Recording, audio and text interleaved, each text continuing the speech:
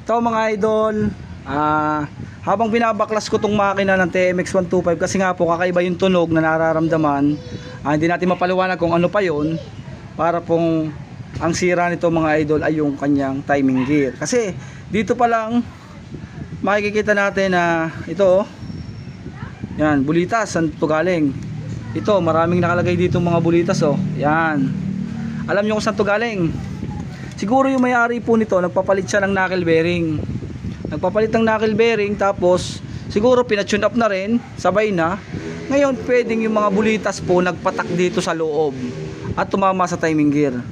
Kaya yan ang ating tutuklasin. Kung yun nga ba ang nakasira, yung pagpapalit ng may-ari sa knuckle bearing. Ano? Sige.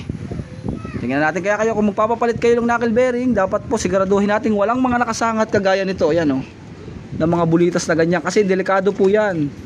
Pag po yan ay nag-tune up kayo, mawawasak.